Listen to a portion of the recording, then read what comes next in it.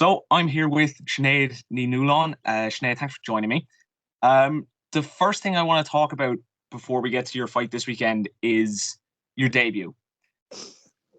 I'm sure it was a hectic fight week because there was a lot of expectation and then a last minute opponent switch. What was that fight week like for you? Like you said yourself, it was hectic. It was a hectic few weeks, even just finding out that I was making my pro debut in 3 weeks' time. Like, do you know what I mean?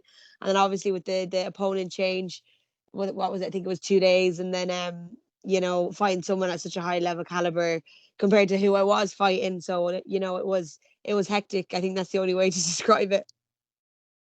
And now that you've had a couple of months to reflect on the fight itself, what have you taken from your performance and what you showed in that fight? I'm not a bantamweight.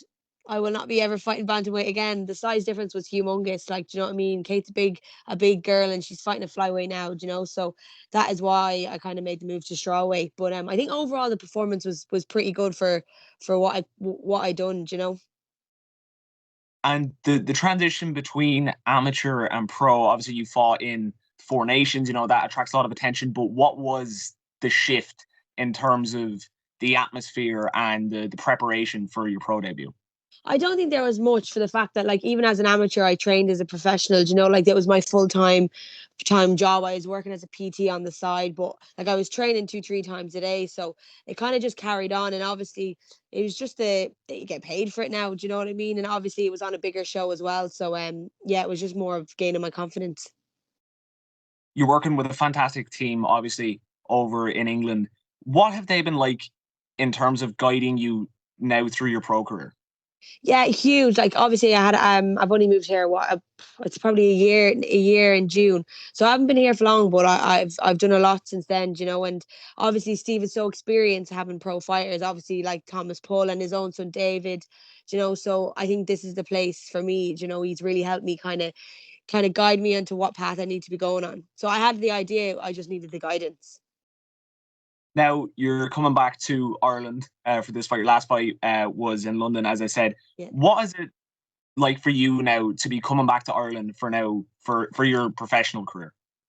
Huge. Like, it's always been like a dream to me, even to fight in Ireland as an amateur. I've only done it once in my 12 fights. So, my family haven't really got to see me fight. Obviously they've watched online, but it's so much different when you're in person watching a real show, So I'm just happy they get to come and see me, and obviously my friends and my family as well. So it's going to be really, really good. I'd obviously fighting in front of an Irish crowd, Yeah. notorious, notoriously very, very raucous people and very excitable people. Do you think that the crowd influence is going to have any impact on you? No, no, I don't think so. I think it's just going to be an experience that I'm just going to have to soak it all in. Do you know what I mean? Because I don't think it's going to happen very often again. How many times you get to fight in front of a huge hometown crowd?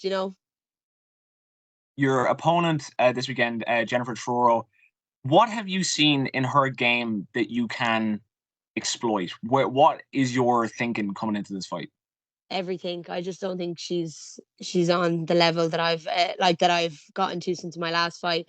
I don't think she's had any amateur MMA, and you can ask anyone. I stand by having as many amateur fights as you can.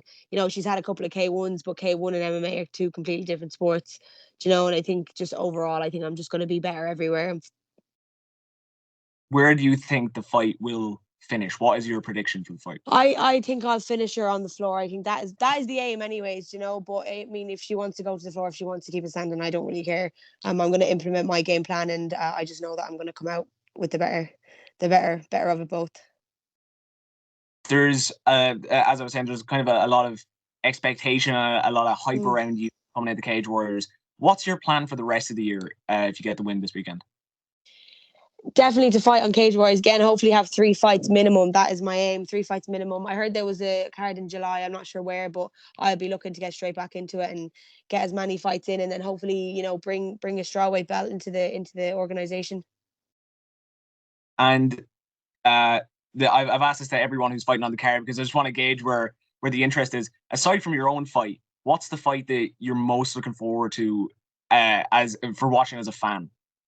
As a fan, definitely the Emer Darcy As you know, being another female, I'm quite good, know Emer quite well, you know, so I'm excited to see her, you know, actually smash it and bring more females in, and obviously Solomon Simon, because I've known him for quite a while as well, so I'm looking to see everyone smash, but they're the two that I'm obviously, because I'm friends with them.